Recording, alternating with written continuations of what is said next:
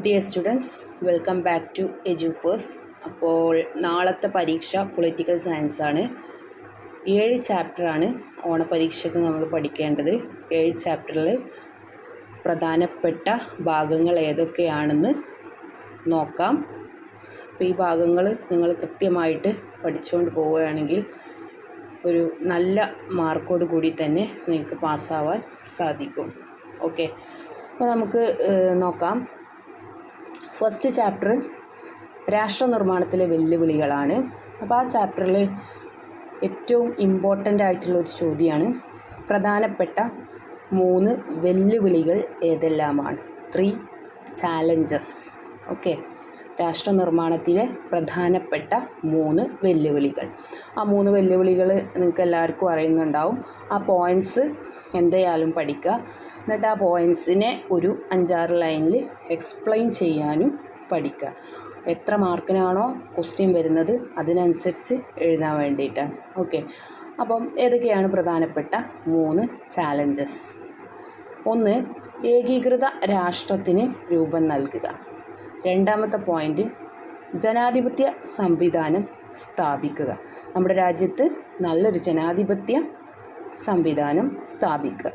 3rd one, സമൂഹത്തിൻ്റെ ക്ഷേമം വികസനം ഉറപ്പുവരുത്തുക. ഇതൊക്കെ നമ്മുടെ രാജ്യത്ത് നല്ല രീതിക്ക് കൊണ്ടുവരിക എന്നുള്ളത് രാഷ്ട്ര നിർമ്മാണ വേളയിൽ നമ്മുടെ രാജ്യം അഭിമുഖീകരിച്ച 3 പ്രധാനപ്പെട്ട വെല്ലുവിളികളായിരുന്നു. പിന്നെ ഈ ചാപ്റ്ററിൽ നിങ്ങൾ പഠിക്കേണ്ട വേറൊരു ചോദ്യം, ഇന്ത്യ പാകിസ്ഥാൻ വിഭജന പ്രക്രിയയിലെ പ്രതിസന്ധികൾ. ഇന്ത്യ നേരിട്ട പ്രതിസന്ധികൾ എന്തെല്ലാം? ഒരു 4 പോയിൻ്റ്, 5 പോയിൻ്റ് നിങ്ങൾ നോക്കി വെക്കുക. അത് വൃത്തിക്ക് എഴുതാൻ വേണ്ടിയിട്ട് പഠിക്കുക. ഞാനിവിടെ ഡീറ്റെയിൽ ആയി പറയുന്നില്ല, മൊത്തം ചാപ്റ്ററും ഒറ്റ വീഡിയോയിൽ കവർ ചെയ്യാണ് പ്രധാനപ്പെട്ട ഭാഗങ്ങൾ.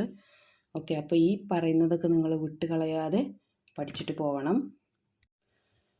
നെക്സ്റ്റ് ക്വസ്റ്റ്യൻ, വിഭജനത്തിൻ്റെ പ്രത്യാഘാതങ്ങൾ. വിഭജനത്തിൻ്റെ പ്രത്യാഘാതങ്ങൾ, ഒരുപാട് പ്രത്യാഘാതങ്ങൾ പോയിൻ്റായിട്ട് പഠിച്ചിട്ടുണ്ടാവും. ആ പോയിൻ്റുകളൊക്കെ കാണാതെ പഠിക്കുക.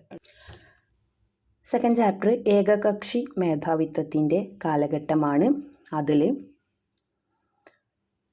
ആദ്യം ഇന്ത്യയിലെ തെരഞ്ഞെടുപ്പിൻ്റെ സവിശേഷതകൾ, ഇലക്ഷനെ കുറിച്ചൊക്കെ പറയുന്നത്. അപ്പോൾ അതിൽ ഇന്ത്യയിലെ ആദ്യത്തെ തെരഞ്ഞെടുപ്പിന് കുറച്ച് പ്രത്യേകതകളുണ്ട്. ആ പ്രത്യേകതകൾ വളരെ പ്രധാനപ്പെട്ടതാണ്, അത് പഠിച്ചു വെക്കുക. ഓക്കെ, ഒരുപാട് പ്രത്യേകതകളുണ്ട്. അതോടുകൂടി ആദ്യത്തെ തെരഞ്ഞെടുപ്പ് കമ്മീഷൻ്റെ പേര് 1 വേർഡായിട്ട് അതും ഒന്ന് പഠിച്ചു വെക്കുക. ആരാണ്? സുകുമാർ സെന്നാണ്. അതിനൊപ്പം തന്നെ കേരളത്തിലെ ആദ്യത്തെ മുഖ്യമന്ത്രി ആരാണ്? EMS നമ്പൂതിരിപ്പാടാണ്. പിന്നീട് കോൺഗ്രസ് മേധാവിത്വത്തിൻ്റെ സ്വഭാവവും കാരണങ്ങളും, അതും ഒന്ന് നോക്കി വെക്കണം. ഓക്കെ, ദെൻ ഒരുപാട് പ്രതിപക്ഷ പാർട്ടികൾ ഉയർത്തു വന്നിട്ടുണ്ടായിരുന്നു ആ ഒരു കാലത്ത്. അതിൽ സോഷ്യലിസ്റ്റ് പാർട്ടി, കമ്മ്യൂണിസ്റ്റ് പാർട്ടി, അതുപോലെ ഭാരതീയ ജനസംഘം, സ്വതന്ത്ര പാർട്ടി. ഇങ്ങനെ ഈ പാർട്ടികളുടെ ആശയങ്ങളൊക്കെ എന്താണ്, ഓരോ പാർട്ടികളുടെയും നേതാക്കന്മാർ ആരൊക്കെയാണ് എന്നതുകൂടെ ഓർത്തു വെക്കണം. പിന്നെ അത് ചിലപ്പോൾ 2 മാർക്കോ 3 മാർക്കോ അല്ലെങ്കിൽ 1 വേർഡായിട്ടോ ഒക്കെ ഏത് രീതിയിലുള്ള ക്വസ്റ്റ്യൻസ് ആയിട്ടും പ്രതീക്ഷിക്കാം. നെക്സ്റ്റ് ചാപ്റ്റർ 3 ആണ് ആസൂത്രണ വികസനത്തിൻ്റെ രാഷ്ട്രീയം. അതിൽ നിന്ന് ഫസ്റ്റ് പ്രധാനപ്പെട്ടത് വികസന മാതൃക. പ്രധാനമായിട്ടും നമ്മൾ 3 വികസന മാതൃകകൾ പഠിച്ചിട്ടുണ്ട്. ഒന്ന് അതിൽ മുതലാളിത്ത വ്യവസ്ഥിതി, സോഷ്യലിസ്റ്റ്, മറ്റൊന്ന് സമ്മിശ്ര, അതായത് നമ്മൾ പറയുന്ന social system, capitalist system, mixed economy. ഇത് 3 എന്താണ് ഡിഫറൻസ് വ്യക്തമായി മനസ്സിലാക്കുക. പിന്നെ ഒരു എസ്സേ ക്വസ്റ്റ്യനായിട്ട് വരാൻ സാധ്യതയുള്ളതാണ് ഗ്രീൻ റവല്യൂഷൻ. ഗ്രീൻ റവല്യൂഷൻ നിർബന്ധമായിട്ടും പഠിക്കുക. അത് ഏത് രീതിയിലും വരാം, എസ്സേ പ്രതീക്ഷിക്കാം. അത് കംപ്ലീറ്റ് നമ്മൾ പഠിച്ചു കഴിഞ്ഞാൽ ഏത് ക്വസ്റ്റ്യൻ വന്നാലും നമുക്ക് എഴുതാം. അപ്പോൾ എസ്സേ ആണെങ്കിൽ വാട്ട് ഈസ് ഗ്രീൻ റവല്യൂഷൻ, അപ്പോൾ എന്താണ് ഗ്രീൻ റവല്യൂഷൻ എന്ന് എഴുതുക. ദെൻ അതിൻ്റെ ഇമ്പോർട്ടൻ്റ് ആയിട്ടുള്ള കാര്യങ്ങളൊക്കെ എഴുതുക. ദെൻ ഹരിത വിപ്ലവത്തിൻ്റെ നേട്ടങ്ങൾ എന്തൊക്കെയാണെന്ന് എഴുതുക, അത് പഠിക്കുക. ദെൻ അതുപോലെ ഹരിത വിപ്ലവത്തിൻ്റെ പ്രത്യാഘാതം, അതുകൊണ്ട് കുറേ നേട്ടങ്ങളും ഉണ്ടായിട്ടുണ്ട്, ദോഷങ്ങൾ അഥവാ കോൺസിക്വൻസസ് പ്രത്യാഘാതങ്ങളും ഉണ്ടായിട്ടുണ്ട്. ഇതെല്ലാം പോയിൻ്റായിട്ട് പഠിക്കുക. എസ്സേ ചോദിക്കുമ്പോൾ ഒന്നും കൂടി എക്സ്പ്ലെയിൻ ചെയ്ത് ഡീറ്റെയിൽ ആയിട്ട് എഴുതുക. അവസാനത്തിലൊരു കൺക്ലൂഷനും കൂടെ കൊടുക്കുക. ഓക്കെ. ദെൻ അതിൻ്റെ കൂടെ ഹരിത വിപ്ലവത്തിൻ്റെ പിതാവ് ആരാണെന്നും എം.എസ്. സ്വാമിനാഥനാണ്, അത് ഓർത്തു വെക്കുക. ഓക്കെ. ദെൻ ധവള വിപ്ലവം വേറൊരു റവല്യൂഷനാണ്. അതിൽ ധവള വിപ്ലവത്തിൽ ഇന്ത്യയുടെ പാൽക്കാരൻ ആരാണ്? വർഗീസ് കുര്യൻ. ദെൻ ഇങ്ങനെയുള്ള ധവള വിപ്ലവത്തോട് ബന്ധപ്പെട്ട പോയിൻറ്റ്സുകൾ ഓർക്കുക, അത് ഒബ്ജക്റ്റീവായിട്ട് വരാം. മറ്റൊരു ക്വസ്റ്റ്യനാണ് ഈ ചാപ്റ്ററിൽ നിന്ന് ഇന്ത്യയുടെ ആണവ നയം. ഇന്ത്യയുടെ ആണവ നയം, ആണവ നയത്തിനെ കുറിച്ചുള്ള കുറച്ച് പോയിൻറ്റ്സ്, അതെന്തിനു വേണ്ടിയായിരുന്നു എന്നുള്ളതും അതിനെ സംബന്ധിക്കുന്ന കാര്യങ്ങളും പഠിക്കുക. പിന്നെ താഷ്കൻഡ് ഉടമ്പടി എന്താണെന്നും ഷിംല ഉടമ്പടി എന്താണെന്നും മനസ്സിലാക്കുക. താഷ്കൻഡ് ഉടമ്പടി ആര് തമ്മിലായിരുന്നു? ലാൽ ബഹദൂർ ശാസ്ത്രിയും അയൂബ് ഖാനും ഒപ്പുവെച്ചതാണ്. ഷിംല ഉടമ്പടിയോ, ഷിംല ട്രീറ്റി, ഇന്ദിരാഗാന്ധിയും സുൽഫിക്കർ അലി ഭൂട്ടോയും ഒപ്പുവെച്ച്. ഈ വ്യക്തികളെ ഓർക്കുക. ഇതൊക്കെ മാച്ച് ദ ഫോളോയിങ് വൺ വേർഡൊക്കെ ആയിട്ട് വരും. ദെൻ ഗരീബി ഹട്ടാവോ, ഇന്ദിരാഗാന്ധി മുന്നോട്ട് വെച്ച മുദ്രാവാക്യമാണ്. അതെന്താണെന്ന് മനസ്സിലാക്കിയിട്ട് വയ്ക്കുക. ഓക്കെ. നൈസാമിൻ്റെ സൈന്യത്തിൻ്റെ പേരൊന്ന് ഓർത്തു വെക്കുക. പഠിച്ചാണല്ലോ, എന്താണ്? റസാക്കേഴ്സ് എന്നുള്ള ആ ഒരു പേര് ഓർത്തു വെക്കുക. പിന്നെ ഒരു വൺ വേർഡ് ക്വസ്റ്റ്യൻ നോക്കാം. ഈ ചാപ്റ്ററിലെ പഞ്ചവത്സര പദ്ധതി ഇന്ത്യ കടമെടുത്തത് എവിടെ നിന്നാണ്? റഷ്യയിൽ നിന്നാണ്. USSR എന്ന് ഓർത്തു വെക്കുക. ഓക്കെ. അതുപോലെ മറ്റൊരു ചോദ്യമാണ്, ഒന്നാം പഞ്ചവത്സര പദ്ധതിയും രണ്ടാം പഞ്ചവത്സര പദ്ധതിയും തമ്മിലുള്ള വ്യത്യാസം, അതിൻ്റെ വർഷം, അത് തയ്യാറാക്കിയത് ആരാണ്? ഒന്നാമത്തെ KN രാജാണ്, മറ്റേത് മഹലനോബിസാണ്. ഇങ്ങനെ ഒന്നാമത്തേതിൻ്റെ ലക്ഷ്യം എന്തായിരുന്നു, രണ്ടാം പദ്ധതിയുടെ ലക്ഷ്യം എന്തായിരുന്നു, കാർഷികം, വ്യവസായം, ഇങ്ങനെയുള്ള കാര്യങ്ങളൊക്കെ അതിൻ്റെ ഡിഫറൻസ് പഠിച്ചു വെക്കുക. ഫസ്റ്റ് ചാപ്റ്റർ 4ആണ്. നാലാമത്തെ ചാപ്റ്റർ ഒരു പ്രധാനപ്പെട്ട ചോദ്യമാണ്. ഇന്ത്യയുടെ വിദേശ നയത്തിൻ്റെ സവിശേഷതകൾ ചോദിക്കാം. എന്തൊക്കെയാണ് ഇന്ത്യയുടെ വിദേശ നയത്തിൻ്റെ സവിശേഷതകൾ? 6 പോയിൻറ്റ്സ് ഉണ്ട്, അതൊക്കെ പഠിച്ചു വെക്കുക, ഇമ്പോർട്ടൻ്റ് ആണ്. ദെൻ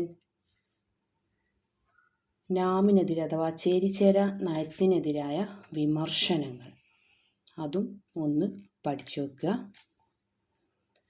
പിന്നെ ജവഹർലാൽ നെഹ്റുവിൻ്റെ വിദേശ നയത്തിൻ്റെ അടിസ്ഥാന തത്വങ്ങൾ, 3 അടിസ്ഥാന തത്വങ്ങളുണ്ട്, അത് ഇമ്പോർട്ടൻ്റ് ആണ്, അതൊന്ന് പഠിക്കുക. Then next one, India China relation നോക്കാം. ഇന്ത്യ ചൈന റിലേഷനിലെ പ്രധാനപ്പെട്ട കാര്യങ്ങൾ മനസ്സിലാക്കിയിട്ട് വെക്കുക, അതും ചോദിക്കാം. ഇനി നെക്സ്റ്റ് ചാപ്റ്റർ 5 ആണ്. ചാപ്റ്റർ 5ൽ പ്രധാനപ്പെട്ടത് 1967 തെരഞ്ഞെടുപ്പിൻ്റെ പശ്ചാത്തലം, അത് നോക്കുക. അതിൽ എന്തൊക്കെയാണ് അതിലെ പ്രധാനപ്പെട്ട കാര്യങ്ങൾ. മറ്റൊന്നാണ് ആയാറാം ഗയാറാം, ഇതിനെ സംബന്ധിക്കുന്ന ഇതെന്താണ് എന്നുള്ളതൊന്ന് മനസ്സിലാക്കിയിട്ട് വെക്കുക. ഓക്കെ. ദെൻ 1969 പ്രസിഡൻറ്റ് തെരഞ്ഞെടുപ്പിനെ കുറിച്ചും പ്രിവി പേഴ്സ് എന്താണെന്നും മനസ്സിലാക്കി വെക്കുക. പ്രിവി പേഴ്സ് ആരാണ് നിർത്തലാക്കിയത്? ഇന്ദിരാഗാന്ധിയാണ് നിർത്തലാക്കിയത്. എന്താണ് ഈ പ്രിവി പേഴ്സ്? നാട്ടുരാജാക്കന്മാർക്ക് സർക്കാർ നൽകിയിരുന്ന സ്ഥിരം അലവൻസിനെയായിരുന്നു പ്രിവി പേഴ്സ് എന്ന് പറഞ്ഞിരുന്നത്. ഓക്കെ. നെക്സ്റ്റ് വൺ, ചാപ്റ്റർ 6 ആണ്. ജനാധിപത്യ സംവിധാനം പ്രതിസന്ധിയിൽ എന്ന 6ാമത്തെ പാഠഭാഗം. അടിയന്തരാവസ്ഥയെക്കുറിച്ചാണ്. അടിയന്തരാവസ്ഥയുടെ പശ്ചാത്തലം. അപ്പോൾ നാഷണൽ എമർജൻസി എസ്സേ ആയിട്ട് പ്രതീക്ഷിക്കാം. അല്ലാത്ത ചോദ്യങ്ങൾ വന്ന ആ രീതിയിൽ എഴുതാം. അപ്പോൾ അടിയന്തരാവസ്ഥയുടെ പശ്ചാത്തലം മനസ്സിലാക്കുക. ഒരുപാട് പശ്ചാത്തലങ്ങളുണ്ട്. സാമ്പത്തികം, രാഷ്ട്രീയ പ്രക്ഷോഭങ്ങൾ, റെയിൽവേ സമരം, ജുഡീഷ്യറിയുമായുള്ള ഏറ്റുമുട്ടൽ, അതുപോലെ JPയുടെ റാലി, അഹമ്മദാബാദ് ഹൈക്കോടതി വിധി. ഇതൊക്കെ ഇതിൻ്റെയൊക്കെ എക്സ്പ്ലനേഷന് നോക്കിയിട്ട് വെക്കുക. Next Shah commission. Shah commission എന്താണെന്ന് മനസ്സിലാക്കുക. ഷാ കമ്മീഷൻ്റെ കണ്ടെത്തലുകൾ അത് പോയിൻറ്റ്സൊക്കെ ഒന്ന് പഠിച്ചിട്ട് വെക്കുക. നെക്സ്റ്റ് ലാസ്റ്റ് ചാപ്റ്റർ ജനകീയ പ്രക്ഷോഭങ്ങളുടെ ഉദയം. ജനകീയ പ്രക്ഷോഭങ്ങളുടെ ഉദയം 7ാമത്തെ ചാപ്റ്ററിൽ നിന്ന് എസ്സേ വരാം. പ്രധാനപ്പെട്ട എന്താണ് ജനകീയ പ്രക്ഷോഭങ്ങൾ, ഏതൊക്കെയാണ് പ്രധാനപ്പെട്ട ജനകീയ പ്രക്ഷോഭങ്ങൾ, അതിൻ്റെ ഉദയം, ബ്രീഫ്ലി എക്സ്പ്ലെയിൻ എന്നൊക്കെ ചോദിക്കാം. അല്ലെങ്കിൽ സെപ്പറേറ്റ് ആയിട്ടോ ചെറിയ ചോദ്യമായിട്ടോ 1 വേർഡായിട്ടോ ഒക്കെ വരാം കേട്ടോ. അപ്പോൾ ഏതൊക്കെയാണ് പ്രധാനപ്പെട്ട ജനകീയ പ്രക്ഷോഭങ്ങൾ? മൂവ്മെൻറ്റ്, പ്രധാന മൂവ്മെൻറ്റുകൾ, ആ മൂവ്മെൻറ്റുകളുടെ സ്വഭാവവും ഓരോന്നും പഠിക്കുക. ഒന്ന് ചിപ്കോ മൂവ്മെൻ്റാണ്. മറ്റൊന്ന് ആൻറ്റി അറാഖ് മൂവ്മെൻ്റാണ്. ചാരായ വിരുദ്ധ പ്രക്ഷോഭമാണ്. മസ്ദൂർ കിസാൻ ശക്തി സംഘസ്ഥാൻ, ഇത് മറ്റൊരു പ്രക്ഷോഭമാണ്. ഇതിലെ നേതാക്കന്മാരെ കോർത്തു വെക്കുക. ദെൻ ദളിത് പാന്തേഴ്സ്, മറ്റൊന്നാണ് ഭാരതീയ കിസാൻ യൂണിയൻ, മറ്റൊന്ന് national fish workers forum, then Narmada Bachao Andolan. Okay, ഇതൊക്കെയാണ് പ്രധാനപ്പെട്ട മൂവ്മെൻറ്റുകൾ. ഈ ചാപ്റ്ററിൽ പ്രധാനമായിട്ടും ഈ മൂവ്മെൻറ്റുകൾ നോക്കിയാൽ മതി. ഈ മൂവ്മെൻറ്റിൽ തന്നെ കുറച്ച് പ്രധാനപ്പെട്ടത് നർമ്മദ ബച്ചാവോയും ചിപ്കോ മൂവ്മെൻറ്റും എപ്പോഴും ചോദിക്കുന്നത് കാണാറുണ്ട്. അപ്പോൾ ഇത്രയാണ് ഓണപ്പരീക്ഷയ്ക്ക്